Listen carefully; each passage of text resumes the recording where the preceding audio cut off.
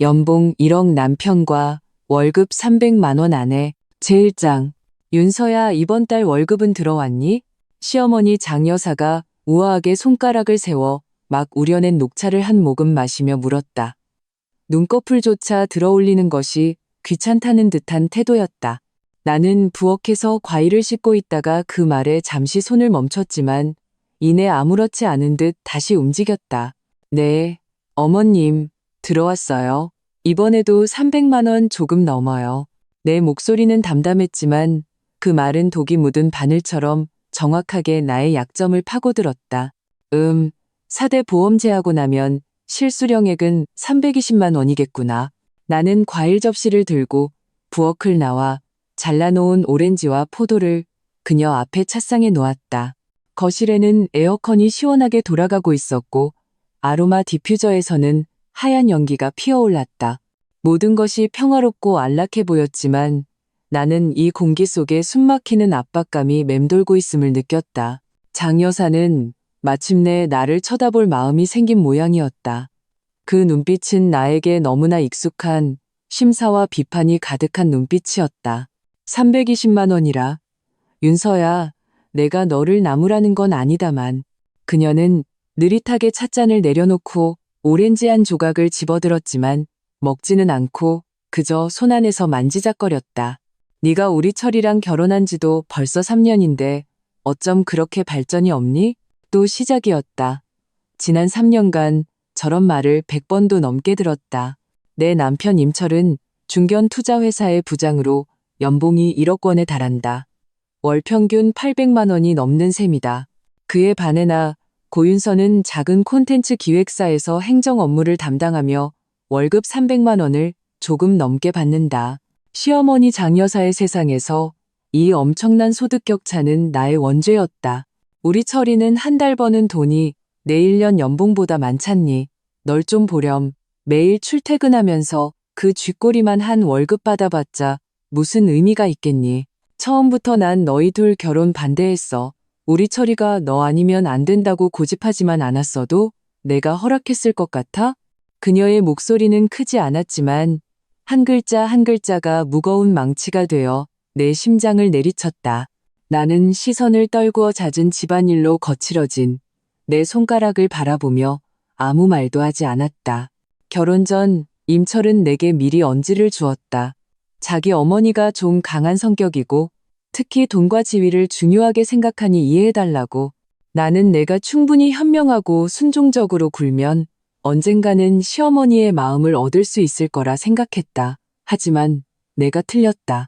장 여사의 눈에 며느리의 가치는 오직 월급과 집안일로만 평가될 뿐이었다. 내 초라한 월급은 내가 그토록 자랑스러워했던 SKY 대학 졸업장과 과거에 받았던 수많은 상장 앞에서 아무런 가치가 없었다. 넌 소위 말하는 명문대까지 나와서 어쩌다 그 모양이 됐니? 내 친구들 며느리는 의사 아니면 교사고 못해도 공무원인데 누구 하나 너보다 못한 사람이 없어. 그 사람들이랑 차 마시면서 얘기할 때마다 내 얘기는 꺼내기가 창피하다니까. 그녀는 한숨을 쉬며 넌 기대를 저버렸어라는 듯한 실망감을 얼굴에 드러냈다. 나는 속으로 냉소했다. 내 얘기 꺼내기 창피하다고? 그럴 리가. 정말 창피했다면 내 월급 300만 원을 입에 달고 살며 자기 아들의 월급 800만 원을 돋보이게 하는 배경으로 삼았을까? 나의 초라함이 있어야만 자기 아들이 더 대단해 보이니까 그런 것 아니겠는가. 어머님, 저는 지금 생활도 좋은 것 같아요. 일이 편해서 집안일에 더 신경 쓸 시간도 많고요. 나는 변명을 시도했다. 집안일? 장 여사는 세상에서 가장 웃긴 농담이라도 들은 듯 비웃었다. 집안일이 밥 먹여주니? 내 체면이라도 세워줘? 여자도 자기 일이 있어야지. 그렇지 않으면 시댁에서 평생 고개도 못 들고 사는 거야. 그녀는 잠시 말을 멈추고는 날카로운 눈빛으로 나를 쏘아보았다. 윤서야, 솔직히 말해봐. 너 우리 철이가 돈 잘 버는 것만 보고 그냥 편하게 빌부터 살 생각이었지? 이 말은 이전의 모든 비난을 합친 것보다 더 상처가 되었다. 나는 확 고개를 들어 그녀의 눈을 똑바로 쳐다보았다. 어머님 아니에요. 내 목소리는 분노로 인해 살짝 떨렸다. 찔려서가 아니었다. 그녀의 무시는 참을 수 있었지만 내 인격에 대한 모독은 참을 수 없었다. 아니긴, 장 여사는 차갑게 코웃음을 쳤다. 그럼 행동으로 보여주든가.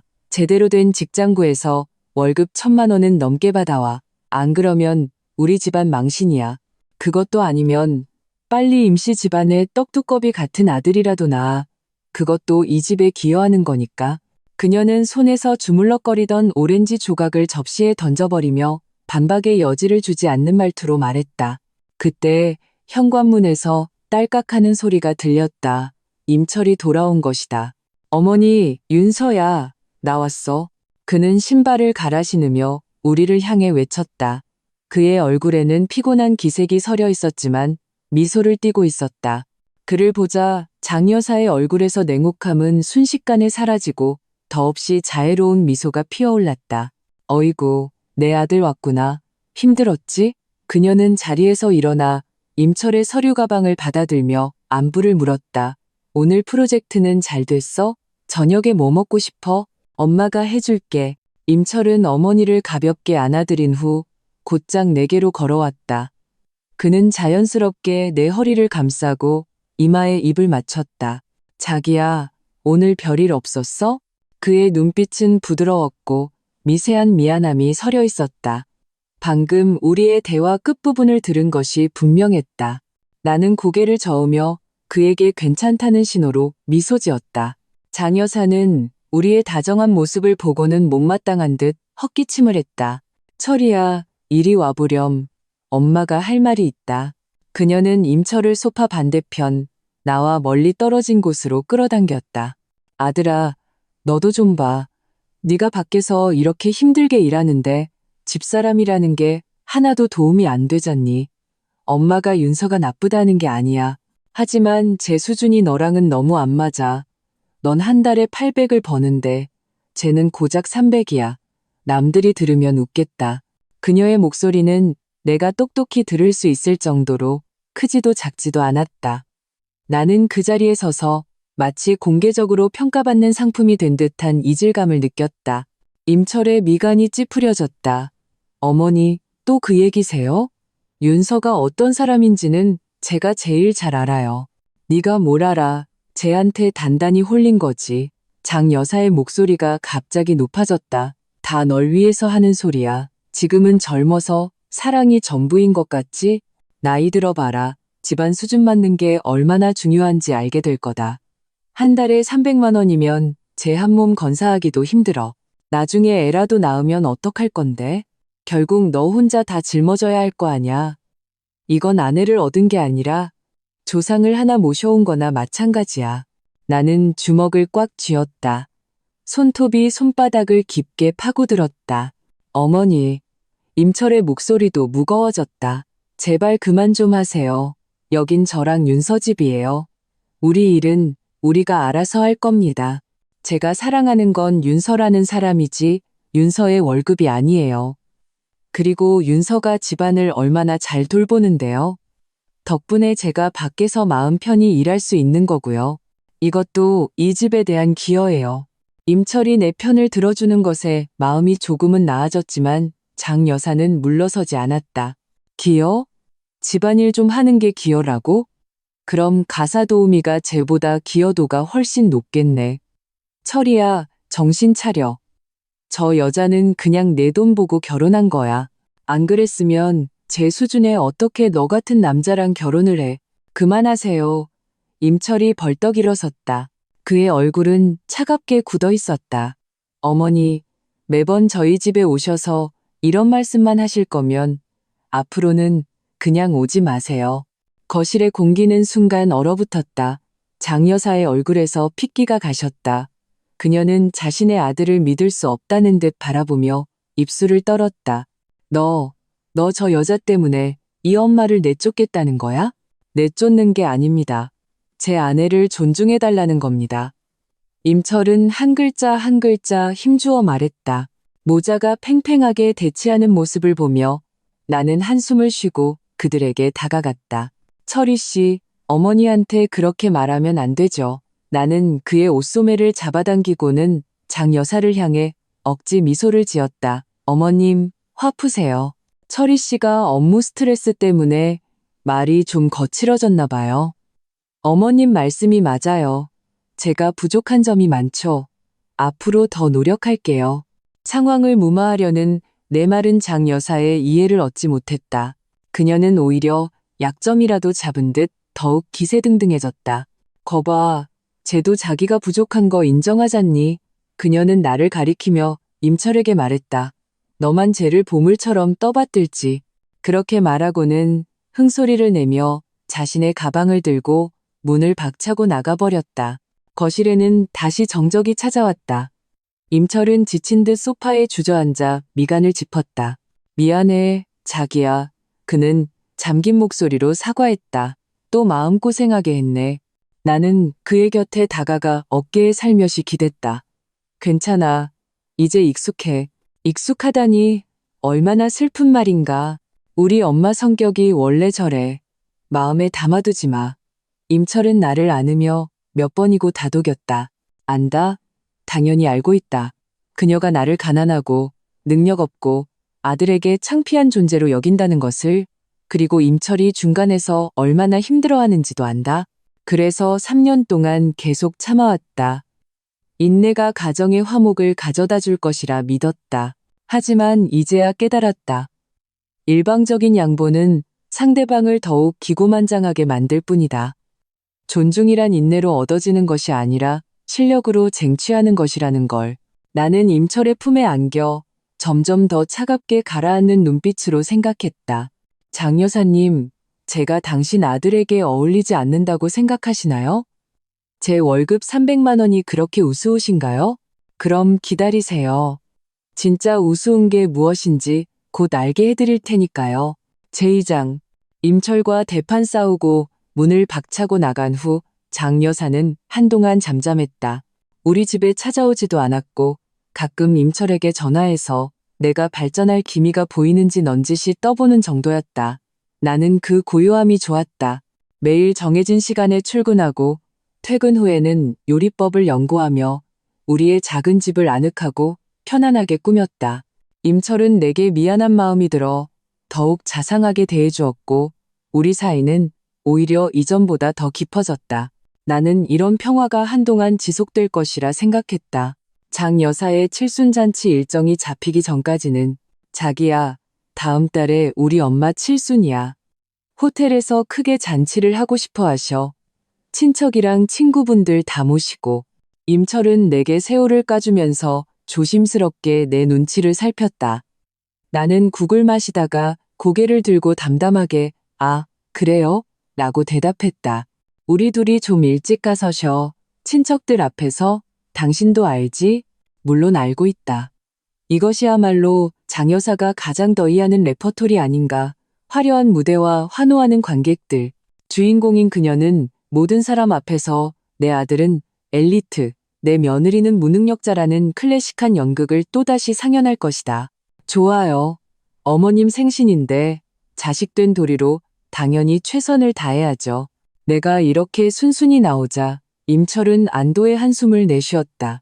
자기야, 정말 착하다. 그는 까놓은 새우살을 내 그릇에 놓아주었다. 그때 엄마가 무슨 안 좋은 소리를 해도 절대 신경 쓰지 마. 한 귀로 듣고 한 귀로 흘려버려. 나는 웃으며 아무 말도 하지 않았다. 한 귀로 듣고 한 귀로 흘려라? 이번에는 그렇게 안 될 것 같은데? 생일 잔치는 서울 시내의 한 5성급 호텔에서 열렸다. 그 위용이 대단했다. 장 여사는 맞춤 제작한 붉은색 한복을 입고 비취 세트를 착용한 채 환한 얼굴로 입구에서 하객들을 맞이했다. 나와 임철은 당연히 가족으로서 그 곁을 지켰다. 친척들이 속속 도착했고 모두 장 여사를 보자마자 덕담을 쏟아냈다. 아이고 형님, 오늘 정말 고우세요. 50살이라고 해도 믿겠어요. 맞아요, 맞아. 이 한복이 형님한테 정말 잘 어울리네요. 기품이 넘치세요. 장 여사는 입이 귀에 걸렸지만 입으로는 어머, 아니에요. 다 늙은 할머니인데 뭘이라며 겸손을 떨면서도 얼굴이 더이양양함은 감추지 못했다. 그러고 나면 그들의 시선은 자연스레 내 옆에 임철에게로 향했다. 얘가 철이구나. 정말 갈수록 잘생겨지네. 인물이 훤해. 듣자 하니 지금은 부장이라며 연봉이 억대라던데 정말 출세했네. 형님은 정말 복 받으셨어요. 이렇게 훌륭한 아들을 두셨으니 장 여사의 턱이 더욱 높아졌다. 그녀는 자랑스럽게 임철의 어깨를 두드리며 말했다. 이 녀석이 제 얼굴에 먹칠은 안 하죠. 임철에 대한 칭찬이 끝나고 마침내 내 차례가 왔다. 이름도 기억나지 않는 먼 친척 아주머니 한 분이 나를 위아래로 훑어보더니 입을 삐죽였다. 얘가 철이 아내인가 보네. 얼굴은 반반하네. 그 말투는 마치 시장에서 떨이 채소를 고르는 아주머니 같았다. 장 여사가 즉시 말을 받았다. 반반하면 뭐예요? 그게 밥 먹여주는 것도 아닌데. 그녀는 그 아주머니를 끌어당겨 목소리를 낮췄지만 주변 사람들이 다 들을 수 있도록 계산된 크기로 말했다. 내가 말했잖아요. 우리 철이는 한 달에 800만 원을 버는데 쟤는 고작 300이라고요. 아이고, 말도 마세요. 생각만 해도 화가 나니까. 아주머니는 즉시 과장된 동정의 표정을 지었다. 어머나, 차이가 그렇게나 커요? 그럼 정말 시집 잘 왔네요. 그럼요. 장 여사가 무릎을 쳤다. 제가 처음엔 얼마나 반대했는데요. 철이가 하도 고집을 부려서 어쩔 수 없었죠. 그 말을 들은 주위 친척들이 나를 보는 눈빛이 달라졌다. 동정, 경멸, 그리고 대부분은 구경거리를 만난 듯한 즐거움이 섞여 있었다. 나는 그 자리에 서서 마치 그들이 이야기하는 사람이 내가 아닌 것처럼 품위 있는 미소를 짓고 있었다. 임철의 얼굴은 굳어졌다. 그가 입을 열려는 것을 내가 몰래 손을 쥐어 막았다. 아직 서두르지 마. 진짜 쇼는 이제부터니까. 연애가 시작되고 주인공인 장 여사는 당연히 모든 이의 주목을 받았다. 그녀는 와인잔을 들고 테이블 사이를 오가며 마치 여왕처럼 모두의 찬사를 즐겼다. 테이블을 옮길 때마다 임철을 끌고 가 거창하게 소개했다. 제 아들 임철입니다. 투자회사에서 부장으로 있고 연봉은 1억 원이에요. 그러고는 의도적으로 나를 힐끗 쳐다보며 한마디 덧붙였다. 아이고, 며느리를 좀 변변찮은 애를 들여서 한 달 버는 게 쥐꼬리만 해서 전부 제 아들한테 의지하고 산답니다. 그리하여 나는 또다시 사방에서 날아오는 의미심장한 시선들을 받아내야 했다. 나는 고개를 숙이고 조용히 음식을 먹으며 마치 이 모든 상황과 무관한 사람처럼 행동했다. 내 옆에 앉은 임철은 바늘방석에 앉은 듯 안절부절못했다. 윤서야, 그냥 우리 먼저 갈까? 그가 낮은 목소리로 말했다. 가긴 어딜까요? 어머님 생신 잔치인데 우리가 먼저 가면 모양이 이상하잖아요. 내가 되물었다. 하지만은 무슨. 이거 먹어봐요. 나는 전복 한 조각을 그의 그릇에 놓아주었다. 딴 생각 말고 밥이나 먹어요. 그는 나의 평온한 옆모습을 보며 무언가 말하려다 말았다. 술이 몇 순배 돌고 음식이 어느 정도 비워졌을 때 친지들의 선물 증정 시간이 되었다. 장 여사가 가장 기대하는 순서이기도 했다. 친척들이 준비한 선물은 금부치, 옥 장식품, 고급 보양식, 그리고 두둑한 현금 봉투 등 다양했다. 장 여사는 선물을 받을 때마다 큰 소리로 감사를 표하고 사회자에게 그 내용을 크게 낭독하게 했다. 자신이 얼마나 좋은 선물을 받았는지 모두에게 알리고 싶어 안달이 난 것 같았다. 회사를 운영하는 사촌 오빠 차례가 되자 분위기는 작은 절정에 달했다. 그는 값비싼 순금 팔찌 한 쌍을 선물했다. 고모님 만수무강하세요. 이 팔찌는 제가 특별히 장인에게 부탁해서 맞춘 겁니다. 순도가 아주 높아요. 고모님께 잘 어울릴 거예요. 장 여사는 입이 귀에 걸릴 정도로 웃으며 즉시 팔목에 차고 자랑했다. 아이고, 너무 비싼 거랬네. 돈 많이 썼겠다. 친척들은 또다시 감탄과 칭찬을 쏟아냈다. 역시 사장님은 통이 크시네. 형님, 정말 좋은 조카를 두셨네요. 장 여사의 시선이 장내를 한 바퀴 돌고 마침내 나와 임철에게 멎었다. 그 눈빛에는 명백한 도발과 기대가 서려 있었다. 그녀는 우리가 정성껏 준비한 선물을 내놓기를, 그리고 그것을 아들의 능력과 내 초라함을 비교할 새로운 소재로 삼기를 기대하고 있었다. 아마도 선물은 당연히 임철이 큰돈을 들여 샀을 것이고 나는 기껏해야 돈을 조금 보태는 수준일 거라고 생각했을 것이다. 임철이 긴장한 눈빛으로 나를 쳐다보았다. 오기 전에 우리는 선물에 대해 상의했었다. 임철은 6천만 원짜리 명품 시계를 사자고 했지만 내가 반대했다. 선물은 이미 내가 준비했다고 말했고 임철이 무엇이냐고 물었을 때 나는 비밀이라고만 했다. 이제 그 비밀이 밝혀질 시간이었다. 나는 들고 온 가방에서 손바닥만한 벨벳 상자를 꺼내 임철에게 건넸다. 임철은 상자를 받아 열어보고는 순간 얼어붙었다. 그것은 브로치였다. 사파이어와 다이아몬드가 정교하게 세팅된 까르띠에의 하이주얼리 브로치였다.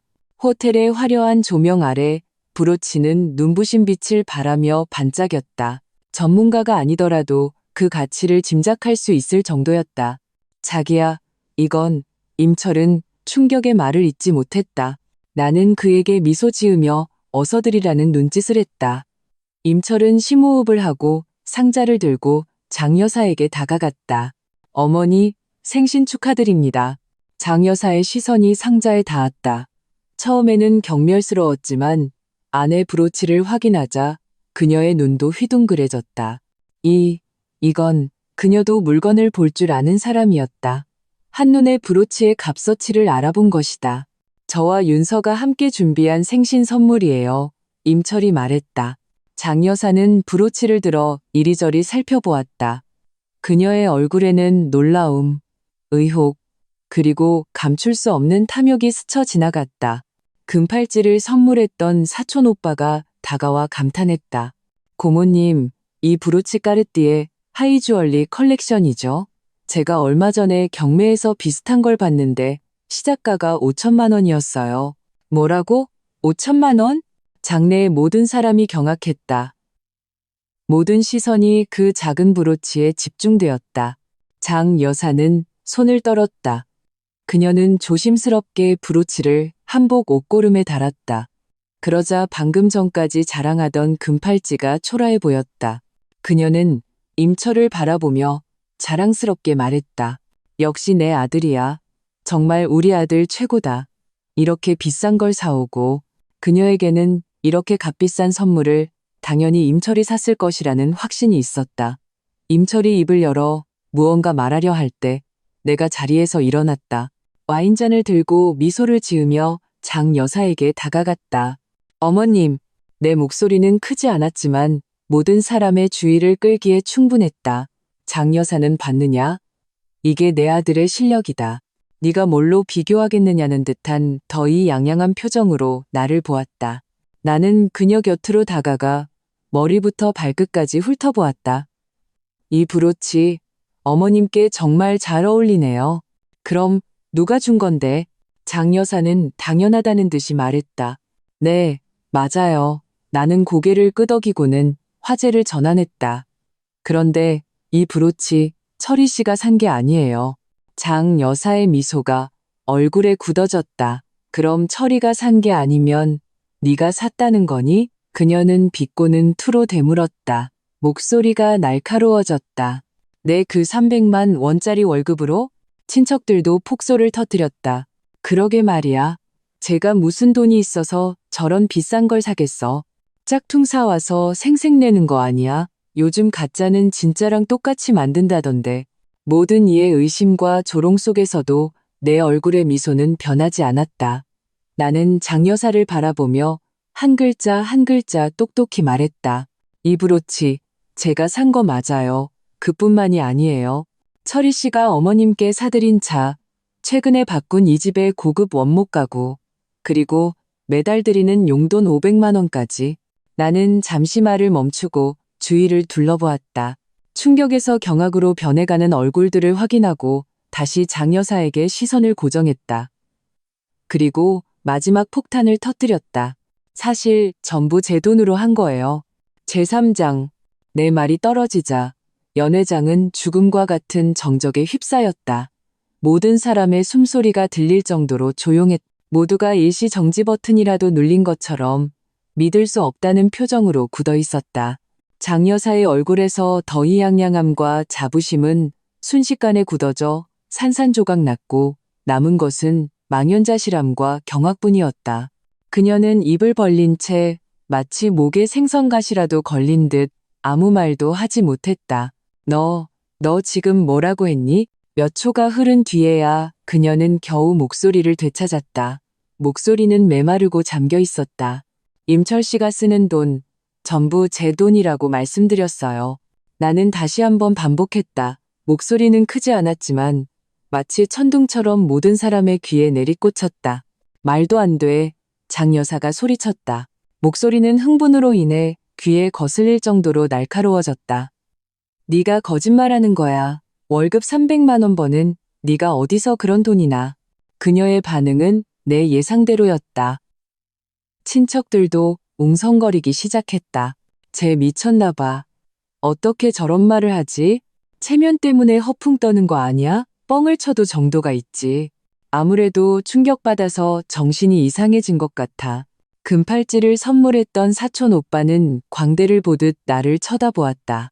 재수 씨, 밥은 아무거나 먹어도 말은 가려서 해야죠. 이건 수천만 원짜리 물건이에요. 장난칠 일이 아닙니다. 나는 그들의 수군거림을 무시하고 그저 평온하게 임철을 바라보았다. 여보, 이제 말할 때가 됐어요. 임철은 내 신호를 받고 심호흡을 했다. 그는 충격에서 벗어나 정신을 차렸다. 내 곁으로 와서 내 손을 잡고 나에게 확신에 찬 눈빛을 보내주었다.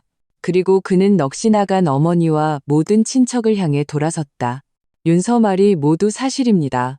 내가 던진 말이 폭탄이었다면 임철의 확인 사살은 군수 창고 전체를 폭파시킨 것과 같았다. 장내는 완전히 뒤집어졌다. 뭐라고? 철이도 저렇게 말하잖아. 세상에, 저게 진짜라고? 나 지금 꿈꾸는 거 아니지? 도대체 어떻게 된 일이야? 장 여사의 몸이 휘청거렸다. 옆에 있던 친척이 부축하지 않았다면 쓰러졌을 것이다. 철이야, 너도 쟤 따라서 미친 거니? 어떻게 외부 사람이랑 한패가 돼서 이 엄마를 속일 수가 있어. 그녀는 가슴을 치며 아들에게 배신당한 어머니의 비통한 모습을 연기했다. 임철은 복잡한 눈빛으로 그녀를 바라보았다. 어머니, 속인 게 아닙니다. 그저 진실을 말씀드리는 것뿐이에요. 진실? 무슨 진실? 진실은 네가 월 800을 벌고 쟤는 300을 번다는 거잖아. 장 여사는 히스테릭하게 소리쳤다. 아닙니다. 임철이 고개를 저었다. 제 월급이 800만 원인 건 맞습니다. 하지만 그는 잠시 말을 멈추고 장내를 둘러본 뒤 분노로 일그러진 어머니의 얼굴에 시선을 고정했다. 그 월급 윤선의 회사에서 주는 겁니다. 윤서가 제 사장이니까요. 사장이라는 두 글자는 깃털처럼 가벼웠지만 그 어떤 무거운 망치보다 강력한 힘을 가지고 있었다. 연 회장은 다시 한번 죽음과 같은 정적에 휩싸였다.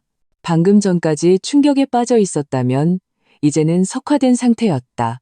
모든 사람의 표정이 그대로 굳었고 입은 계란이라도 들어갈 듯 벌어졌다. 장 여사의 눈은 믿을 수 없는 이야기를 들은 듯 동그래졌다. 그녀는 나를 보았다가 다시 임철을 보았다. 입술을 떨었지만 한마디도 하지 못했다. 나는 그녀의 얼굴에서 핏기가 서서히 가시는 것을 똑똑히 볼 수 있었다. 방금 전까지 나를 비웃던 사촌 오빠는 손에 들고 있던 와인잔을 쨍 소리를 내며 바닥에 떨어뜨렸다. 그는 더듬거리며 나를 보았다. 그 눈빛에는 경악과 불신이 가득했다. 재수 씨가 철이 사장이라고요? 나는 그에게 희미하게 미소 지었지만 대답하지 않았다. 때로는 침묵이 그 어떤 대답보다 강력한 법이다. 이럴 리 없어. 장 여사는 마침내 목소리를 되찾았다. 그녀는 현실을 부정하며 미친 듯이 고개를 저었다. 절대 그럴 리 없어. 쟤가 어떻게 내 사장이야. 쟤는 그냥 작은 회사 격리일 뿐인데. 어머니, 임철의 목소리에는 피로와 체념이 섞여 있었다. 윤서는 단 한 번도 격리였던 적이 없어요. 그 회사는 윤서 개인 회사예요. 소위 말하는 출근은 자기 회사에 시찰 나가는 거였고요. 월급 300만 원이라는 것도 어머님 마음 편하게 해드리려고 그냥 둘러댄 말이에요. 임철의 말 한마디 한마디가 날카로운 칼날이 되어 장 여사의 심장에 박혔다. 돈 위에 세워졌던 그녀의 가련한 자존심을 산산조각 냈다. 왜 나를 속였어? 장 여사의 목소리가 떨렸다. 그 눈빛에는 속았다는 분노와 배신감이 가득했다. 어머님 때문이에요. 마침내 내가 입을 열었다. 내 목소리는 차가웠지만 힘이 있었다. 어머님은 처음부터 저를, 그리고 이 결혼을 돈으로만 평가하셨으니까요. 만약 제가 처음부터 임철 씨보다 돈이 많고 심지어 그의 직장까지 제가 마련해 준 것이라고 말했다면 어머님은 어떻게 생각하셨을까요? 임철 씨가 처가살이 한다고 제 앞에서 기 한 번 못 펼 거라고 생각하셨겠죠. 우리 결혼에 사사건건 간섭하고 어떻게든 제게서 이득을 취하려 하셨을 겁니다. 제가 원했던 건 돈과 무관한 순수한 사랑과 결혼이었어요. 제가 자세를 낮추고 충분히 인내하면 어머님의 존중을 얻을 수 있을 거라고 생각했죠. 하지만 제가 틀렸어요. 나는 그녀의 창백한 얼굴을 보며 한 글자 한 글자 힘주어 말했다. 3년이라는 시간은 제게 똑똑히 보여줬어요. 어머님 눈에는 존중이란 없고 오직 돈과 이익뿐이라는 걸요. 제가 어머님 아들에게 어울리지 않는다고 생각하셨죠? 그럼 지금 말씀드릴게요. 어머님이 그토록 자랑스러워하는 아들이 사는 이 강남 아파트, 제가 전액 현금으로 산 겁니다. 타고 다니는 차도 제가 사준 거고, 심지어 그의 통장에 있는 수억 원의 예금 대부분도 제가 준 연말 보너스예요. 이제 그래도 제가 임씨 집안의 과분한 며느리라고 생각하세요? 내 목소리는 텅 빈 연회장에 울려 퍼졌다. 이 엄청난 반전에 모두가 충격에 빠져 아무 말도 하지 못했다. 한때 나를 냉대했던 친척들은 이제 고개를 숙이고 나를 쳐다보지도 못했다. 그들의 얼굴은 마치 보이지 않는 손의 딱이라도 맞은 듯 화끈거렸다. 특히 그 사촌 오빠는 얼굴이 파랗게 질려 쥐구멍에라도 숨고 싶은 심정일 것이다. 그리고 모든 시선의 중심에 있는 장 여사. 그녀는 마치 모든 기력과 영혼이 빠져나간 사람처럼 멍하니 서 있었다. 나를 바라보며 입술을 달싹였지만 아무 소리도 내지 못했다. 그 눈빛은 더 이상 경멸과 무시가 아닌 충격과 공포, 그리고 완전한 붕괴였다. 그녀가 자랑스러워했던 모든 것, 나를 억누르고 자신을 과시하는 데 사용했던 모든 자본이 이 순간 하나의 거대한 농담이 되어버렸다. 월 800만 원을 버는 그녀의 엘리트 아들은 알고 보니 월 300만 원 버는 며느리가 먹여 살리고 있었던 것이다. 이보다 더 아이러니하고 더 창피한 일이 어디 있겠는가. 나는 넋이 나간 그녀의 모습을 보며 일말의 통쾌함도 느끼지 못했다. 그저 모든 것이 끝났다는 피로감뿐이었다. 3년간 계속된 이 연극은 마침내 막을 내렸다. 나는 임철의 곁으로 가 그의 손을 잡았다. 우리 이제 그만 가요. 임철은 고개를 끄덕이고 내 어깨를 감쌌다. 나를 보호하며 이 숨막히는 곳을 떠나려 했다. 우리가 막 몸을 돌리는 순간 등 뒤에서 갑자기 목소리가 들렸다. 윤 대표님? 돌아보니 양복을 입은 한 중년 남성이 놀라움과 공손함이 섞인 미소를 지으며 빠르게 내게 다가오고 있었다. 그는 최근 우리 회사가 입주를 준비 중인 신규 개발지구의 프로젝트 책임자인 박 이사였다. 며칠 전 회의에서 막 만났던 참이었다. 박 이사는 여기서 나를 만날 줄은 전혀 예상하지 못한 듯 반갑게 손을 내밀었다. 윤 대표님, 여기서 뵙네요. 정말 우연입니다. 나는 예의 바르게 그와 악수했다. 박 이사님, 안녕하세요. 아이고, 대표님께서 저희 호텔에 다 오시고 정말 영광입니다. 박 이사의 시선이 내 옆에 있는 임철에게 향했다. 아, 이분은 누구시죠? 제 남편, 임철 씨입니다. 내가 소개했다. 아, 임 선생님, 만나서 반갑습니다. 윤 대표님처럼 젊고 유능한 분을 아내로 두시다니 정말 복 받으셨습니다. 박 이사는 부러움이 가득한 얼굴로 말했다. 그리고 이 장면은 모든 친척의 눈에 똑똑히 밝혔다. 만약 이전까지 내 신분에 대해 조금이라도 의심이 남아 있었다면 박 이사의 등장과 그의 태도는 낙타의 등을 부러뜨리는 마지막 지푸라기가 되었다. 그들이 우러러보고 아첨해야 하는 인물이 지금 내게 깍듯하게 윤 대표님이라고 부르며 존경을 표하고 있었으니 진실은 더 이상 말할 필요도 없었다. 나는 장 여사의 몸이 크게 휘청이는 것을 보았다. 그녀는 테이블을 붙잡고 천천히 주저앉았다. 얼굴은 잿빛이었고 마치 순식간에 10년은 늙어버린 듯했다. 그녀는 마침내 깨달았다. 자신이 그토록 무시하고 발밑에 두었던 며느리가 사실은 자신이 우러러봐야 할 존재였다는 것을. 그녀는 모든 친척과 친구들 앞에서 철저하게 돌이킬 수 없을 정도로 망신을 당했다. 제사장, 우리는 등 뒤에서 벌어지는 거대하고 어색한 소동을 뒤로하고 곧장 호텔을 빠져나왔다. 바깥의 밤 공기는 유난히 시원했다. 나는 심호흡을 하며 3년간 가슴에 쌓여있던 우라가 마침내 대부분 사라지는 것을 느꼈다. 임철은 말없이 내 손을 꼭 잡고 있었다. 차 안은 조용했고 오직 안정적인 엔진 소리만 들렸다. 한참 후에야 임철이 입을 열었다. 목소리가 잠겨 있었다. 자기야, 미안해. 나는 고개를 돌려 그를 보았다. 가로등 불빛이 그의 잘생긴 옆얼굴에 그림자를 드리웠다.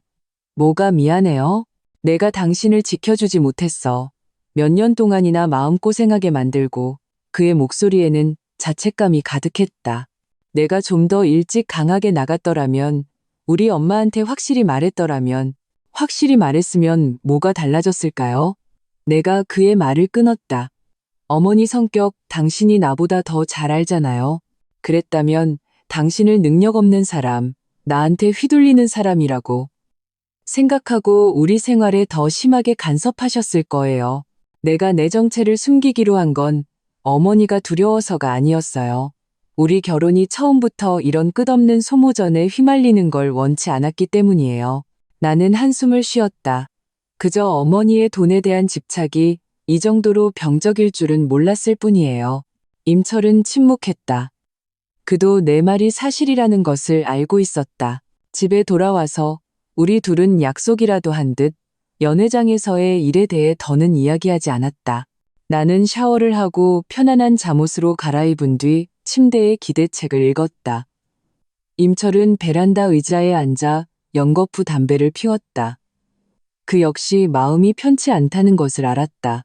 한쪽은 자신을 낳고 기른 어머니, 다른 한쪽은 깊이 사랑하는 아내, 오늘 밤의 파국은 그에게도 큰 시련이었다. 1시간쯤 지났을까 내 휴대폰이 울렸다. 모르는 번호였다. 전화를 받자 저쪽에서 조심스럽고 아첨하는 듯한 목소리가 들려왔다. 윤서, 아니, 재수 씨 맞죠?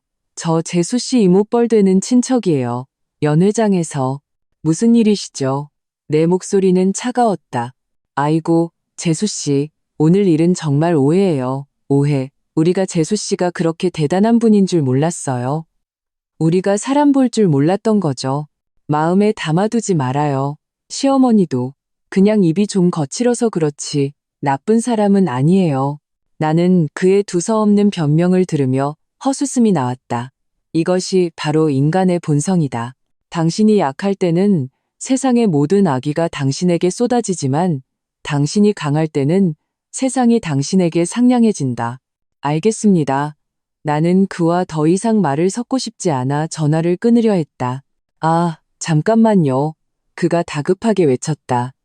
재수 씨, 우리 아들이 곧 졸업하는데 컴퓨터 공학 전공이거든요. 재수 씨 회사도 크신데 혹시 일자리 하나 알아봐 줄 수 없을까요? 이것이 그가 전화를 건 진짜 목적이었다. 나는 냉소하며 말했다.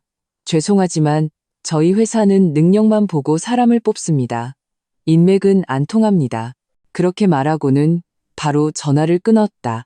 그 후로 온갖 친척들의 전화, 문자, SNS, 친구 신청이 쇄도했다.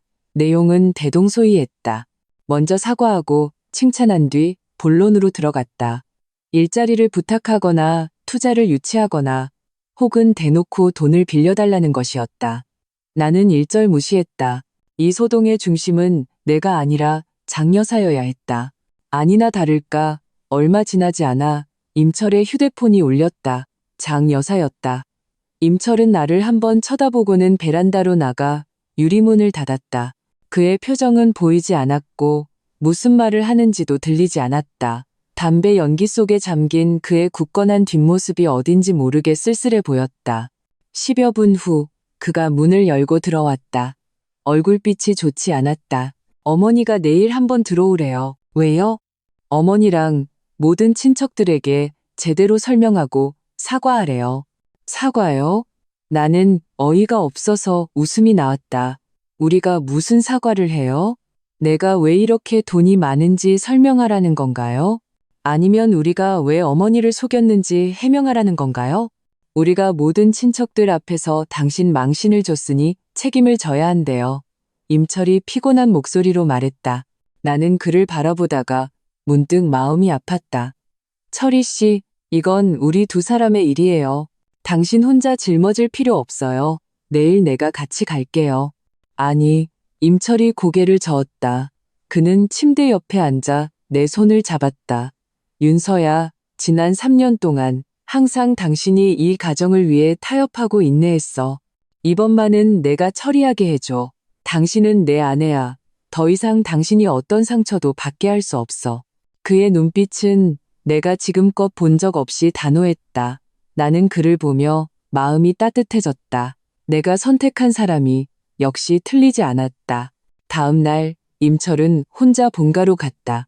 나는 집에 남았지만 마음은 편치 않았다. 힘든 싸움이 될 것이라는 걸 알고 있었다. 오후 3시가 넘어 임철이 돌아왔다. 그는 몹시 지쳐 보였고 눈밑이 거뭇했지만 정신은 어제보다 훨씬 나아 보였다. 어떻게 됐어요? 내가 그에게 물 한 잔을 건넸다. 그는 물을 단숨에 들이켜고는 나를 소파에 앉혔다. 어머니한테 전부 다 털어놨어. 그는 차분하게 말했다. 결혼하기 전부터 당신 정체를 알고 있었고 내가 먼저 숨겨달라고 부탁했다고 말했어. 왜요? 나는 조금 놀랐다. 내가 어머니를 아니까. 임철이 쓴웃음을 지었다. 만약 어머니가 당신의 재력이 나보다 훨씬 뛰어나다는 걸 알았다면 어떻게든 당신에게서 이득을 취하려 했을 거야. 심지어 나더러 회사를 그만두고 당신 회사의 이름만 걸어놓는 부사장이라도 하라고 강요했을지도 몰라. 밖에서 더 체면 세우고 싶어서 난 우리 결혼이 어머니의 과시욕이나 재물욕의 도구가 되는 걸 원치 않았어. 내가 사랑한 건 당신, 고윤서라는 사람이지 당신의 돈이나 회사가 아니야. 내 능력으로 당신에게 안정적인 가정을 만들어주고 싶었지 당신의 후광 아래서 살고 싶진 않았어. 그의 말을 듣고 있자니 내 눈시울이 뜨거워졌다. 그가 나를 위해 이렇게까지 깊이 생각하고 있었다니. 그래서 어머니가 믿으셨어요? 응. 임철이 고개를 끄덕였다. 내가 당신 회사에서 어떻게 일하게 됐는지, 우리가 어떻게 만나고 사랑하게 됐는지 그 모든 과정을 다 설명했어. 그리고 당신이 내 자존심을 지켜주기 위해 지난 3년간 평범한 사람인 척하며 이 가정을 위해 묵묵히 헌신했는데 어머니는 가장 악독한 말로 당신에게 상처를 줬다고도 말했어. 어머니 반응은요? 우셨어. 임철이 말했다. 나더러 배은망덕한 놈이라고, 팔이 안으로 굽는다고, 여자 하나 때문에 엄마도 버리려 한다고 욕하면서 우셨어. 그러고 나서는요. 그러고 나서 내가 말했어. 만약 어머니가 당신을 받아들이고 존중할 수 없다면 앞으로는 따로 살 수밖에 없다고. 고윤서는 내 아내고 내 마지막 자존심이니 누구도 건드릴 수 없다고. 나는 더 이상 참지 못하고 그의 품에 안겨 그를 꽉 껴안았다. 내 남편은 나약한 사람이 아니었다. 그저 자신만의 방식으로 서툴게 나를 그리고 우리 가정을 지키고 있었던 것이다. 마지막엔 뭐라고 하셨어요? 내가 그의 품에 얼굴을 묻고 물었다. 아무 말도 안 하셨어. 그냥 앉아서 계속 우시기만 했어. 임철이 한숨을 쉬었다. 집 열쇠를 드리고 혼자 생각할 시간을 좀 가지시라고 했어. 생각이 정리되면 그때 우리한테 연락하시라고. 만약 평생 생각이 정리되지 않으면 그러면 우리는 우리 인생을 살면 돼. 임철은 나를 안으며 단호하게 말했다. 이 세상에 당신보다 더 중요한 건 없어.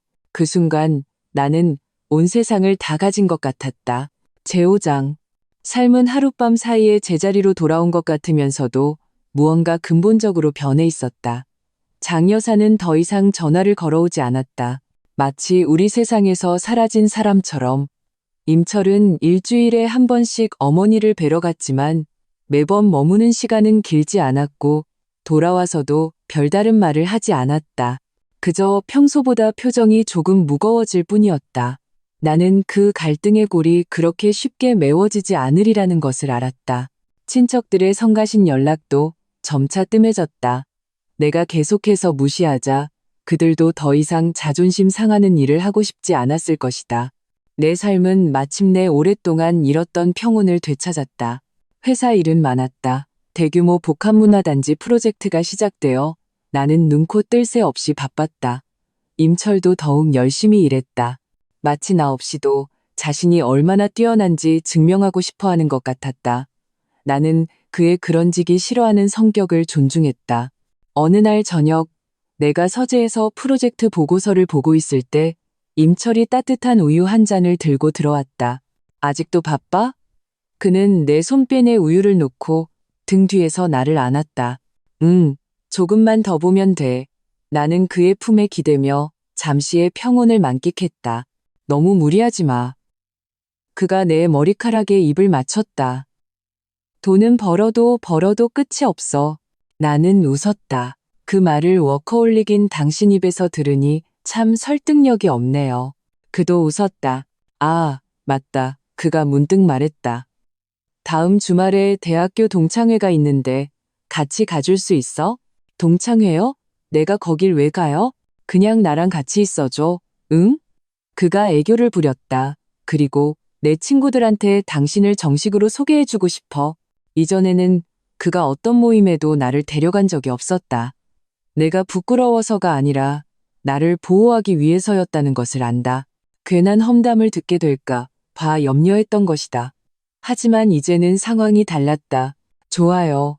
나는 흔쾌히 승낙했다. 이제 모든 사람에게 고윤서가 임철의 당당한 아내라는 것을 알릴 때가 되었다. 동창회 장소는 격식 있는 프라이빗 클럽이었다. 임철은 대학 시절에 공부도 잘하고 인기도 많은 인물이었다. 이번 동창회에는 거의 모든 동기가 참석했다. 우리가 도착했을 때 루마는 이미 시끌벅적했다. 임철이 나타나자 옛 친구들이 즉시 그를 둘러쌌다. 임철, 너 드디어 왔구나. 벌주 3잔 마셔야겠다. 이 미인은 누구야? 안경 쓴 남학생 하나가 나를 보며 감탄 섞인 눈빛을 보냈다. 임철은 자랑스럽게 나를 자기 옆으로 끌어당기며 큰 소리로 선언했다. 자, 모두에게 정식으로 소개할게. 내 아내 고윤서야. 루마는 순간 조용해졌다가 이내 뜨거운 박수와 환호성이 터져나왔다. 와, 임철, 이 자식 능력 좋은데? 결혼은 언제 하고 우리한테 알리지도 않았어? 그러게 말이야. 너무 꽁꽁 숨겨뒀잖아. 형수님, 정말 아름다우세요. 임철이 복받았네. 나는 미소 지으며 그들에게 인사했다. 마음이 따뜻해졌다. 이렇게 공개적으로 인정받고 축복받는 느낌은 정말 좋았다. 하지만 언제나 불협화음은 있기 마련이다. 명품으로 치장하고 화려하게 꾸민 한 여자가 시세 많은 목소리로 말했다. 임철, 얘가 내 아내라고? 난 네가 당연히 집안 좋은 여자랑 결혼할 줄 알았는데 나는 그녀를 알아봤다. 대학 시절 임철을 쫓아다녔던 과외 퀸카 이율이었다. 재벌 2세와 결혼했다고 들었다. 임철의 얼굴이 굳어졌다. 이율이, 말 조심해. 이율이는 아랑곳하지 않고 나를 위아래로 훑어보았다. 그 눈빛은 경멸로 가득했다. 내가 뭐 틀린 말 했어? 듣자 하니 내 아내 그냥 평범한 회사원이라며 한 달에 몇백만 원 번다던데. 그녀의 말에 루만의 분위기가 순간 어색해졌다. 장 여사의 활약상이 임철의 동창들 사이에까지 퍼진 모양이었다.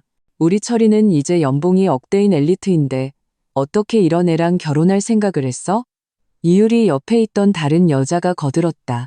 내가 입을 열기도 전에 임철의 얼굴이 차갑게 변했다. 내 결혼엔 너희들이 이래라 저래라 할 자격 없어.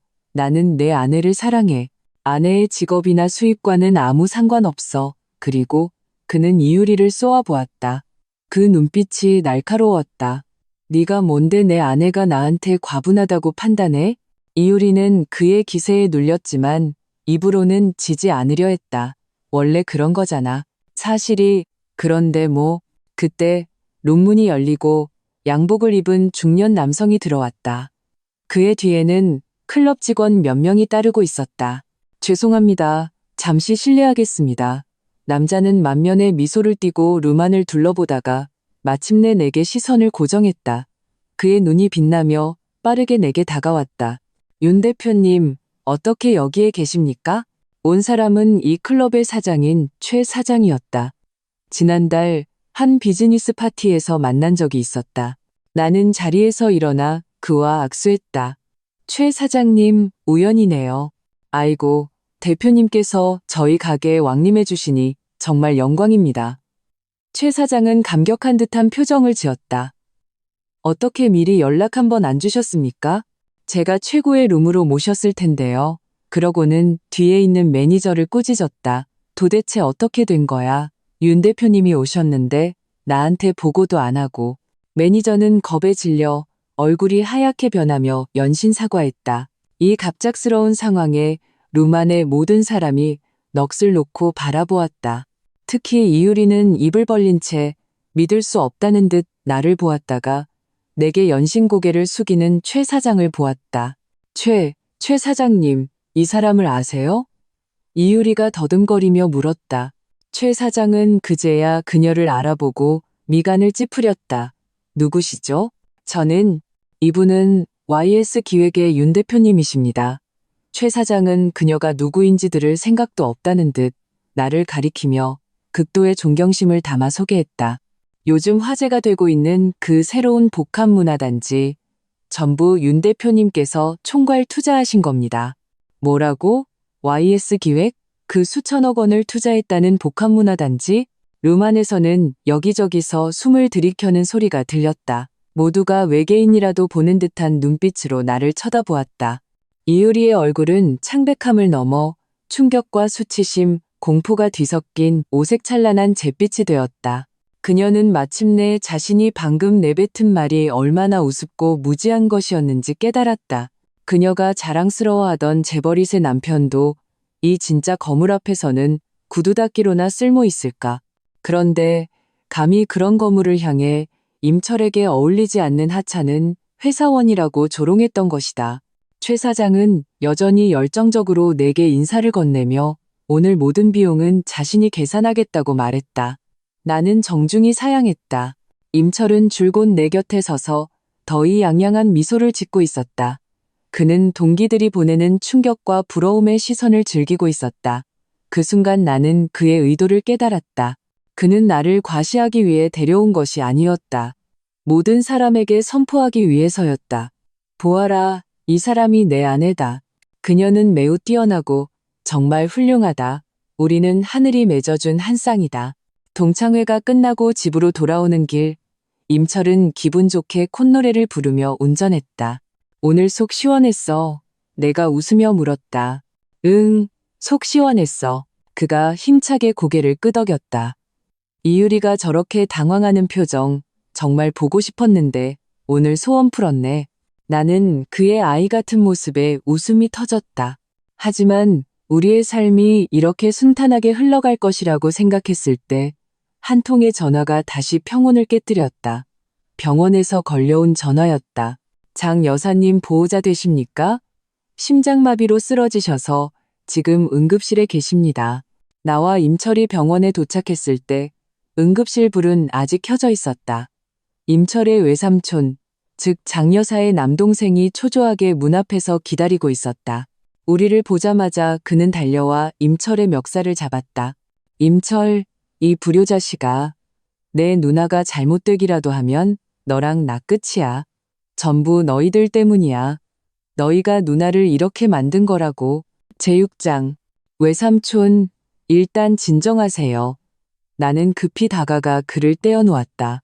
지금은 책임 따질 때가 아니에요. 어머니가 아직 수술 중이시잖아요. 외삼촌은 임철을 매섭게 쏘아보고 나서야 손을 놓았다. 내가 분명히 말하는데 의사가 그랬어. 내 엄마, 이번에 스트레스를 너무 받아서 감정이 격해져서 쓰러진 거라고.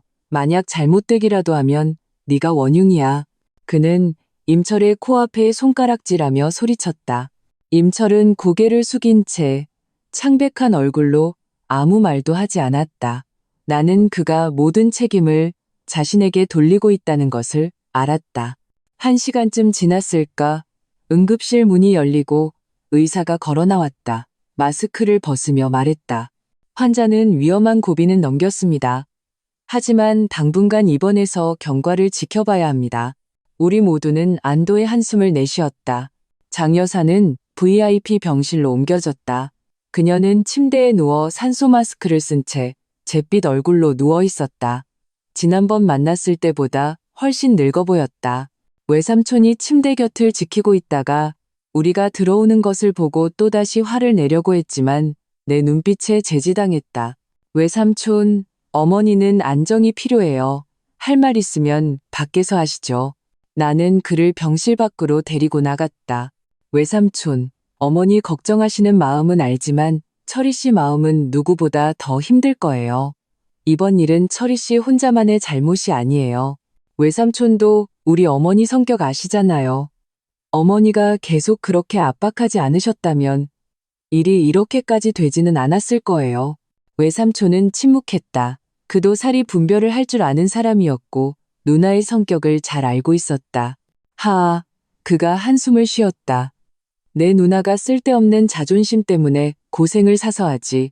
내가 전부터 말했어. 자식들, 일은 자식들이 알아서 하는 거니 너무 간섭하지 말라고. 그런데도 말을 안 들어. 이번에 쓰러진 것도 다 그놈의 친척들 때문이야. 무슨 뜻이세요? 내가 되물었다. 내 시어머니 생일 잔치 이후로 그 친척들이 겉으로는 아무 말 안 해도 뒤에서는 다들 비웃었어. 금덩어리를 앞에 두고도 몰라보고 돌멩이를 보물인 줄 알았다고, 아들이 처가살이한다고, 대릴사위라고. 그런 말들이 네 누나 귀에 들어가니 그걸 어떻게 견디겠어. 혼자 집에서 소갈이하다가 병이 난 거지. 외삼촌의 말을 듣고 내 마음은 복잡했다. 가련한 사람에게는 반드시 미워할 만한 구석이 있다. 장 여사가 지금 겪는 일은 그녀 스스로 자초한 것이다. 하지만 병상에 누워있는 저 연약한 노인을 보니 차마 마음이 모질어지지 않았다. 우리는 병원에서 밤을 새웠다. 다음 날 아침 장 여사가 깨어났다. 그녀는 눈을 뜨고 침대 곁을 지키는 임철을 보자마자 눈물을 흘렸다. 욕을 하거나 소리치지도 않고 그저 조용히 눈물만 흘렸다. 임철이 그녀의 손을 잡았다. 목소리가 메었다. 어머니, 죄송해요. 장 여사는 고개를 저으며 힘겹게 입을 열었다. 내 탓이 아니다. 그녀의 시선이 임철을 넘어 내게 닿았다. 그 눈빛은 복잡했다. 미안함, 어색함, 그리고 희미하게 느껴지는 약한 모습. 윤서야. 그녀가 내 이름을 불렀다. 지난 3년간 그녀가 이렇게 평온한 목소리로 나를 부른 것은 처음이었다. 어머님, 푹 쉬세요. 아무 생각도 하지 마시고요. 나는 다가가 이불을 덮어주었다. 그녀는 나를 보며 입술을 달싹였다. 무언가 말하고 싶은 듯 했지만 결국 아무 말도 하지 않았다. 그 후 며칠 동안 나는 회사 일을 부사장에게 잠시 맡기고 임철과 함께 병원에서 장 여사를 정성껏 간호했다. 죽을 끓여드리고 물을 떠다 드리고 말벗이 되어드렸다. 임철은 의사와 상담하고 각종 수속을 처리했다. 우리의 행동을 장 여사는 모두 지켜보고 있었고 그녀의 태도도 하루하루 부드러워졌다. 그녀는 더 이상 지난 일을 꺼내지 않았고 예전처럼 비판적인 눈으로 나를 보지도 않았다. 때로는 분주하게 움직이는 나와 임철의 뒷모습을 보며 멍하니 생각에 잠기곤 했다. 퇴원하는 날 내가 수속을 밟으러 간 사이 병실에는 장 여사와 임철 둘만 남았다. 내가 돌아왔을 때 장 여사가 임철에게 하는 말이 들렸다. 철이야, 엄마가 이제야 정신을 차렸다. 예전에는 내가 잘못했어. 돈에 눈이 멀어서 윤서의 좋은 점을 보지 못했구나. 걔는 정말 좋은 아이야. 네가 그런 애랑 결혼한 건 내 복이다. 앞으로는 너희들 일에 절대 간섭 안 할게. 너희 둘이서 잘 살아라. 나는 문 앞에 서서 순간 눈시울이 붉어졌다. 이 뒤늦은 인정을 나는 3년이나 기다렸다. 과정은 험난했지만 마침내 듣게 된 것이다. 임철도 눈가가 붉어졌다. 그는 장 여사의 손을 잡고 힘차게 고개를 끄덕였다. 우리는 장 여사를 집으로 모셨다. 그녀의 옛집이 아니라 우리 집으로. 장 여사는 반대하지 않았다. 나는 그녀에게 햇볕이 잘 드는 남양의 손님방을 정리해 주었다. 그녀는 창가에 서서 아파트 단지의 정원을 한참 동안 말없이 바라보았다. 나는 이로써 모든 풍파가 멎고 가족이 새로운 삶을 시작할 수 있을 것이라 생각했다. 하지만 나는 너무 순진했다. 장 여사가 퇴원한 지 사흘째 되던 날, 불청객이 이 어렵게 얻은 평온을 깨뜨렸다. 그날 나는 회사에서 회의 중이었는데 임철에게서 다급한 전화가 걸려왔다. 자기야, 빨리 와봐. 큰일 났어. 나는 불길한 예감에 즉시 집으로 달려갔다. 문을 열자마자 눈앞의 광경에 경악했다. 거실은 난장판이었고 화병은 산산조각 나 있었다. 험상궂게 생긴 남자 몇 명이 장 여사와 임철을 둘러싸고 있었다. 우두머리로 보이는 대머리 남자가 말했다. 임철 씨, 맞지? 당신 어머니가 우리 회사에 5억 원 빚졌어. 오늘 돈 못 갚으면 우리도 험한 꼴 보여줄 수밖에 없어. 대머리 남자가 험악하게 말했다. 장 여사는 겁에 질려 얼굴이 창백해진 채 임철 뒤에 숨어 벌벌 떨고 있었다. 임철은 나를 등 뒤로 보호하며 대머리 남자에게 말했다. 우리 어머니가 언제 당신들한테 돈을 빌렸다는 겁니까? 증거 있습니까? 증거? 대머리 남자가 냉소하며 가방에서 차용증을 꺼내 던졌다. 여기 하얀 건 종이요. 까만 건 글씨다. 당신 어머니 친필 서명에 지장까지 찍혀 있어. 똑똑히 봐. 임철이 차용증을 집어들고는 얼굴이 순식간에 굳어졌다. 서명은 분명 장 여사의 것이었다. 어머니, 이게 도대체 어떻게 된 거예요? 그가 장 여사에게 따져 물었다. 장 여사는 시선을 피하며 우물쭈물 말을 잇지 못했다. 내가 대신 말해주지. 대머리 남자가 참을성 없다는 듯이 말했다. 당신 어머니가 친구 소개로 우리 회사 고수익 금융상품에 5억을 투자했어. 한몫 단단히 챙겨서 당신들 앞에서 체면 좀 세워보려고 했겠지. 근데 투자가 실패해서 땡전 한 푼 못 건졌어. 그 5억은 우리 회사에서 빌린 거고 계약서도 썼어. 이제 이자까지 붙어서 원리금 합쳐 총 7억이야. 7억이라고요? 임철이 숨을 들이켰다. 그는 어머니에게 그만한 돈이 없다는 것을 알고 있었다. 그 5억은 아마 그녀의 전 재산, 어쩌면 노후 자금이었을 것이다. 오늘 돈을 갚든가 아니면 대머리 남자의 눈빛이 음흉해지며 내게로 향했다. 아니면 이 돈 많은 마누라가 대신 갚든가. 그의 눈빛은 탐욕과 위협으로 가득했다. 분명 그들은 준비하고 온 것이었다. 그들은 이미 내 신분을 조사했고 내가 진짜 물주라는 것을 알고 있었다.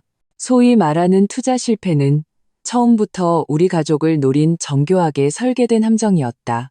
제7장. 당신들, 이건 사기야. 임철이 분노로 온몸을 떨며 나와 장 여사를 등 뒤로 보호했다. 사기? 대머리 남자가 누런이를 드러내며 웃었다. 이봐, 젊은이, 말 함부로 하지 마.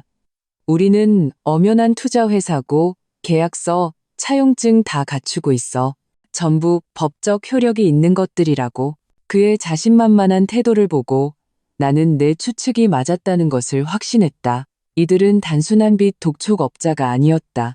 배후에 누군가의 지시가 있었다. 어머니, 도대체 누구 소개로 투자하신 거예요? 나는 등 뒤에 장 여사에게 차분하게 물었다. 장 여사는 겁에 질려 떨리는 목소리로 겨우 몇 글자를 뱉어냈다. 이유리, 개엄마, 이유리. 동창회에서 내게 망신을 당했던 그 여자. 나는 순간 모든 것을 이해했다. 이것은 복수였다. 이유리는 동창회에서 체면을 구기자 그녀와 그녀의 재벌 2세 남편이 앙심을 품고 이런 함정을 판 것이다. 그들은 장 여사가 돈을 좋아하고 자신의 능력을 증명하고 싶어 한다는 심리를 정확히 파고들어 함정에 빠뜨렸다. 목적은 내가 큰 돈을 쓰게 만들어 우리 집안이 망신당하는 꼴을 보는 것이었다. 기가 막힌 계략이었다. 돈을 갚으라면 갚아주죠. 나는 임철의 등 뒤에서 나와 대머리 남자를 똑바로 쳐다보았다. 하지만 원래 투자 계약서 원본과 회사 관련 서류들을 먼저 확인해야겠습니다. 대머리 남자는 내가 이렇게 침착하게 나올 줄은 몰랐는지 잠시 당황했다. 뭘 어쩌려고? 그가 경계하며 나를 보았다. 별거 아니에요. 이 빚이 합법적인지 확인하려는 것뿐이에요. 내가 담담하게 말했다. 7억은 작은 돈이 아니니 제 돈이 어디에 쓰이는지는 알아야 하지 않겠어요? 대머리 남자는 뒤에 있는 부하들과 눈빛을 교환하더니 이내 냉소하며 말했다. 좋아. 죽기 전에 소원은 들어주지. 그는 가방에서 다른 서류 뭉치를 꺼내 찻상에 던졌다. 봐라. 우리 골드 투자는 모든 서류를 갖춘 합법적인 회사다. 나는 소위 말하는 계약서를 집어들고 꼼꼼히 읽기 시작했다. 임철은 내가 무슨 생각을 하는지 몰라 불안한 눈으로 나를 쳐다봤고 장 여사는 옆에서 후회와 공포에 휩싸여 흐느끼고 있었다. 나는 빠르게 서류를 훑어보았다. 몇 분 후 나는 계약서를 내려놓고 입가에 차가운 미소를 띄었다. 사기꾼 후손들이 회사 차리는 법도 배웠나 보네요. 뭐라고? 대머리 남자의 얼굴색이 변했다. 당신들 이 골드 투자 회사 법인 대표 이름이 주호식 맞죠? 맞는데 그게 뭐? 이 주호식이라는 사람 3년 전에 불법 자금 모집으로 5년형을 선고받고 작년에 막 출소했죠. 당신들 회사는 지난달에 막 등록했고 자본금은 1억에 불과한데 감히 수십억 원짜리 판을 벌이고 있네요. 소위 말하는 고수익 금융상품은 기본적인 신고 절차도 거치지 않은 명백한 불법 상품이고요. 제가 말한 거 맞습니까? 내 말 한마디 한마디가 모처럼 대머리 남자의 얼굴에 밝혔다. 그의 얼굴은 붉어졌다가 하얘졌고 다시 파랗게 질렸다. 이마에는 식은땀이 배어나왔다. 네가 어떻게 그걸? 그는 믿을 수 없다는 듯 나를 쳐다보았다. 이것뿐만이 아니죠. 당신들이 이 연극을 하도록 사주한 사람이 한통그룹의 아들 이유리의 남편이 위원이라는 것도 알아요. 맞습니까? 대머리 남자는 완전히 당황했다. 내가 이렇게 짧은 시간 안에 그들의 뒷조사를 완벽하게 끝냈을 줄은 상상도 못했을 것이다. 너 도대체 정체가 뭐야? 내 정체는 중요하지 않아요. 나는 휴대폰을 꺼내 번호를 눌렀다. 중요한 건 당신들에게 지금 2가지 선택지가 있다는 거죠. 첫째, 그 가짜 계약서 가지고 당장 우리 집에서 꺼지세요. 그럼 이번 일은 없었던 걸로 해주죠.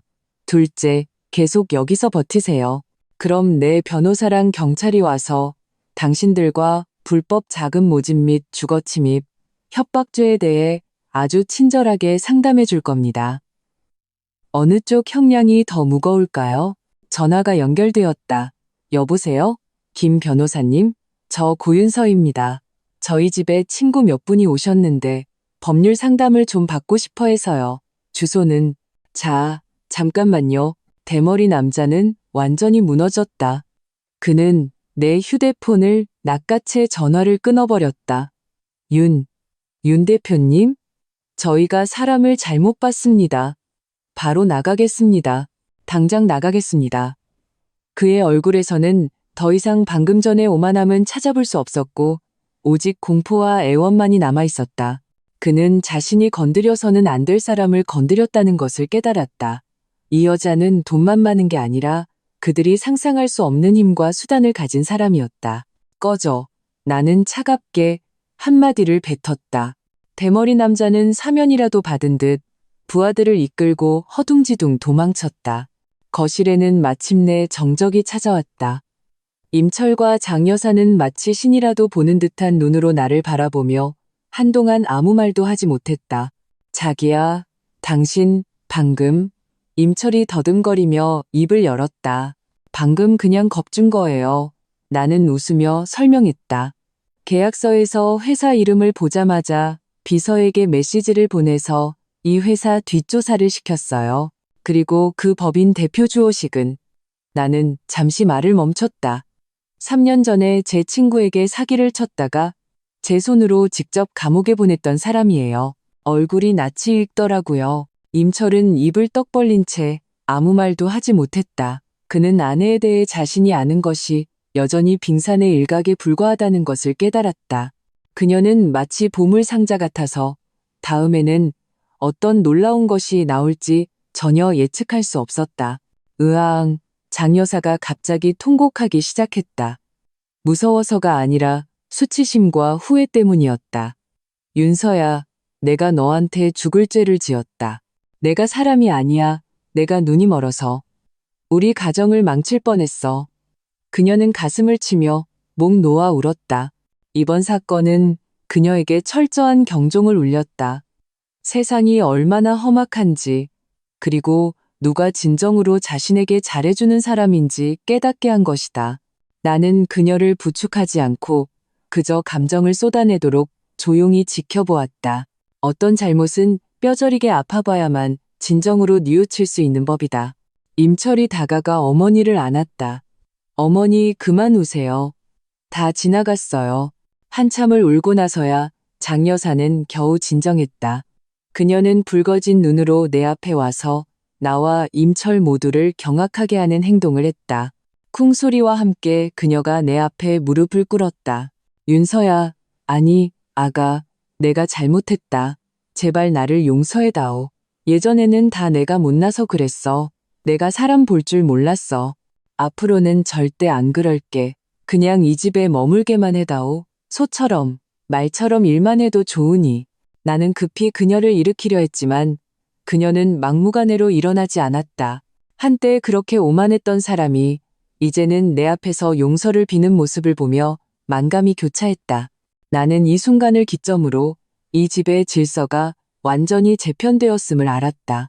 그리고 이제 나도 누군가와 밀린 계산을 해야 할 때였다. 나는 장 여사를 일으켜 세우고 그녀와 임철에게 말했다. 이 일 이대로 끝낼 수 없어요.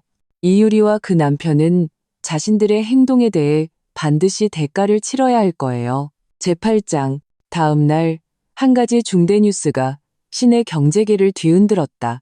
한통그룹이 분식회계 및 탈세 혐의로 관련 부서의 조사를 받게 되었으며 이 회장이 조사를 위해 연행되었고 그의 아들 이 위원은 행방이 묘연하다는 소식이었다. 이와 동시에 또 다른 사회 뉴스도 조용히 퍼져나갔다. 골드 투자가 폐쇄되고 법인 대표 주호식을 포함한 다수의 직원이 불법 자금 모집 및 사기 혐의로 구속되었다는 내용이었다. 두 사건은 겉보기에는 아무 관련이 없어 보였지만 사정을 아는 사람들 사이에서는 큰 파장을 일으켰다. 모두가 한통그룹이 이번에 단단히 잘못 걸렸다는 것을 알았다. 그리고 그들이 건드린 철판이 바로 YS 기획의 고윤서 대표라는 것도. 이유리는 내게 수없이 전화를 걸었지만 나는 모두 차단했다. 그녀는 온갖 인맥을 동원해 내게 한 번만 봐달라고 애원했다. 나는 단 한마디로 답했다. 성인은 자신의 행동에 책임을 져야죠. 그 후 한통그룹의 주가는 폭락했고 곧 파산 절차에 들어갔다. 이유리의 화려했던 재벌가 사모님 생활도 하룻밤 사이에 물거품이 되었다.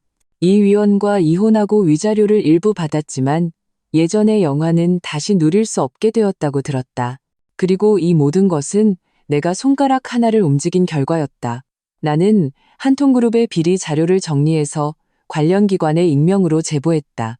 골드 투자는 말할 것도 없이 증거가 명백했다. 내가 이렇게까지 한 것은 그들을 완전히 파멸시키기 위해서가 아니었다. 모든 사람에게 알려주기 위해서였다. 내 가족은 내 마지막 자존심이며 누구든 건드리는 자는 그 대가를 치를 각오를 해야 한다는 것을. 집안의 분위기는 이 사건 이후로 미묘하게 변했다. 장 여사는 완전히 다른 사람처럼 변했다. 더 이상 돈과 체면에 집착하지 않고 매일 건강식단을 연구하며 집안을 깔끔하게 정리했다. 그녀는 나를 더 이상 아첨하거나 두려워하지 않고 진심으로 존중하고 가까이 했다. 내 생리 주기를 기억하고 미리 생강차를 끓여주기도 하고 내가 야근하고 늦게 돌아올 때면 불을 켜놓고 따뜻한 국을 준비해주기도 했다. 우리 사이는 마침내 정상적인 고부 관계가 되었다. 임철도 마음의 짐을 내려놓았다. 더 이상 억지로 자신을 증명하려 애쓰지 않고 가정생활을 즐기는데 더 많은 시간을 쏟았다. 우리는 주말에 함께 영화를 보고 공원을 산책하며 평범한 연인처럼 지냈다. 그는 나를 사랑의 눈빛뿐만 아니라 존경과 감탄의 눈빛으로 바라보았다. 햇살 좋은 어느 오후, 나와 임철은 장 여사를 모시고 아파트 단지를 산책하고 있었다. 윤서야, 장 여사가 문득 입을 열었다. 아가, 내가 상의할 게 있다. 네, 어머님, 말씀하세요. 내 그 낡은 집, 비워두는 것도 아까우니 팔려고 한다. 집을 파신다고요? 나와 임철은 조금 놀랐다. 응, 장 여사가 고개를 끄덕였다. 집 한 돈으로 작은 자선 재단을 하나 만들고 싶어. 나처럼 사기당한 노인들을 돕는 재단 말이다. 법률 지원도 해주고 생활비도 좀 보태주고 이번 일을 겪고 나니 많은 걸 깨달았다. 돈이라는 게 가지고 태어나는 것도 아니고 죽을 때 가져가는 것도 아닌데 괜히 재앙만 부르더구나. 차라리 의미 있는 일에 쓰는 게 낫겠다 싶다. 나는 장 여사를 바라보았다. 그녀의 얼굴주름이 부드럽게 펴진 것 같았고 그 눈빛에는 전례 없는 평온과 해탈이 담겨 있었다. 나는 웃으며 말했다. 어머님, 정말 좋은 생각이에요. 하지만 집은 파실 필요 없어요. 재단 설립 자금은 제가 낼게요. 놀라는 시어머니와 남편을 보며 나는 웃으며 말을 이었다. 그뿐만이 아니에요. 제게 또 다른 생각이 있어요. 나는 잠시 말을 멈추고 멀리 시선을 던졌다. 그곳은 내 회사가 짓고 있는 복합문화단지가 있는 방향이었다. 어머님, 의미 있는 일을 하고 싶으시다고 했죠? 재단을 만드는 것보다 저를 도와 더 큰 일을 맡아보시는 건 어떠세요? 임철이 이해가 안 된다는 듯 물었다. 자기야, 그게 무슨 뜻이야? 나는 고개를 돌려 장 여사를 바라보며 한 글자 한 글자 똑똑히 말했다. 어머님, 제가 복합문화단지 안에 공익 성격의 노인문화활동센터를 설립할 계획이에요. 그 센터의 센터장직을 맡아주시겠어요? 내 말이 떨어지자 장 여사와 임철은 완전히 얼어붙었다. 네, 내가 센터장을? 장 여사는 자신의 코를 가리키며 믿을 수 없다는 듯 물었다. 윤서야, 너 지금 농담하는 거 아니지? 나처럼 아무것도 모르는 늙은이가 어떻게 그렇게 큰 센터를 관리하겠니? 어떻게 아무것도 모르세요? 나는 웃으며 그녀의 손을 잡았다. 어머님은 인생을 아시고 사람 사이의 정을 아세요. 그리고 무엇보다 이번 경험을 통해 노인들에게 무엇이 필요한지 누구보다 잘 아시게 됐잖아요. 제가 구상하는 문화활동센터는 단순히 노인분들이 와서 노래하고 춤추는 곳이 아니에요. 나는 그녀의 눈을 보며 진지하게 나의 청사진을 그렸다. 서예실, 미술실, 공예방을 만들어 재능 있는 어르신들이 계속해서 빛을 발할 수 있게 할 거예요. 스마트폰 강좌를 개설해서 인터넷 사용법과 온라인 사기 예방법을 가르쳐드려서 시대에 뒤처지지 않게 도와드릴 거고요. 정기적으로 건강 강좌, 심리 상담, 심지어 법률 지원 활동도 열 거예요. 방금 어머님께서 하고 싶다고 하셨던 것처럼요. 저는 진정으로 노인을 위하고 열정과 책임감을 가진 분이 이 센터를 맡아주시길 바라요. 그리고 어머님이야말로 가장 적합한 분이에요. 내 말에 장 여사의 눈이 점점 빛나기 시작했다. 그녀는 마치 완전히 새롭고 가치와 의미로 가득 찬 세상이 자신에게 열리는 것을 보는 듯했다. 그녀는 더 이상 아들에게만 매달리고 돈으로 모든 것을 평가하던 편협한 늙은이가 아니었다. 자신만의 일을 가질 수 있고 더 많은 사람을 도울 수 있고 한 번도 상상해보지 못했던 사회적 가치를 실현할 수 있게 된 것이다. 네, 내가 정말 할 수 있을까? 그녀의 목소리에는 떨리는 기대감이 섞여 있었다. 물론이죠. 나는 힘차게 고개를 끄덕였다. 어머님이라면 충분히 하실 수 있다고 믿을 뿐만 아니라 최고의 전문가 팀을 붙여서 도와드릴 거예요. 그리고 월급은 나는 장난스럽게 윙크했다. 임철 씨보다 높게 책정해 드릴게요. 임철은 옆에서 듣고 있다가 울지도 웃지도 못할 표정을 지었지만 그 눈빛에는 어머니를 위한 기쁨과 안도감이 가득했다. 장 여사의 눈가가 다시 붉어졌다. 하지만 이번에는 수치심이나 후회 때문이 아니었다. 감동과 벅찬 감정 때문이었다. 그래, 그녀가 힘차게 고개를 끄덕이며 내 손을 꽉 잡았다. 윤서야, 고맙다. 나 같은 늙은이를 포기하지 않아줘서. 내가 정말 열심히 해볼게. 그 순간 햇살이 우리 세 사람 위로 쏟아져 내렸다. 따뜻하고 눈부셨다. 나는 우리 가정이 비바람을 겪고 마침내 가장 아름다운 무지개를 맞이했다는 것을 알았다. 몇 달 후 YS 복합문화단지가 성대하게 개장했다. 그중 따뜻한 햇살 노인 문화활동센터는 단지 내에서 가장 인기 있고 언론에 가장 많은 주목을 받는 곳이 되었다. 장 여사는 품위 있는 정장을 입고 활기찬 모습으로 센터 입구에서 찾아오는 귀빈들과 수많은 노인들을 맞이했다. 그녀는 더 이상 날카롭고 비꼬기 좋아하던 시어머니가 아니라 존경받고 우아하며 유능한 장센터장이었다. 그녀는 어떤 자리에서든 자랑스럽게 다른 사람들에게 소개했다. 이 사람은 제 며느리 고윤서이고 제 사장이기도 합니다. 제 인생 최고의 은인이에요. 그리고 나는 임철과 손을 잡고 멀지 않은 곳에 서서 미소 지으며 이 모든 것을 바라보았다. 임철이 내 귓가에 속삭였다. 자기야, 당신은 우리 엄마만 바꾼 게 아니야. 나도 바꿨어. 예전에는 남자가 하늘이고 여자보다 강해야 한다고 생각했어. 하지만 이제는 알겠어. 진정한 강함은 강한 척하는 게 아니라 상대방을 인정하고 상대방의 성공을 도와주는 것이라는 걸. 우리는 전우이자 파트너이며 서로의 인생에서 가장 든든한 버팀목이야. 나는 고개를 돌려 그의 진심 어린 눈을 바라보았다. 발끝을 들어 그의 입술에 입을 맞췄다. 저도 마찬가지예요. 숨김과 편견으로 시작된 이 결혼은 마침내 이해와 존중이라는 토양 위에서 가장 찬란한 꽃을 피웠다. 우리는 각자 자신에게 가장 좋은 자리를 찾았고 이 가정을 가장 따뜻한 안식처로 만들었다. 나는 마침내 깨달았다. 결혼 생활의 진정한 지혜는 계산과 통제가 아니라 지혜와 사랑으로 갈등을 해결하고 사람의 마음을 얻어 궁극적으로 더 높은 차원의 균형과 조화를 이루는 것이라는 걸. 그리고 내가 그것을 해냈다는 사실에 나는 감사했다. 진정한 강함은 당신이 얼마나 많은 부를 가졌느냐에 있는 것이 아니라 자신을 변화시키고 다른 사람에게 영향을 미칠 수 있는 힘에 있다. 결혼 생활에서 최고의 통쾌함은 일방적인 승리가 아니라 비바람을 함께 겪은 후 서로를 성장시키고 함께 발전하는 것이다. 한 가정이 사랑과 이해, 존중으로 가득 찰 때 그 가정은 외부의 어떤 비바람도 막아낼 수 있는 가장 견고한 갑옷을 갖게 된다. 그리고 그것은 그 어떤 돈이나 지위보다 훨씬 더 소중한 것이다.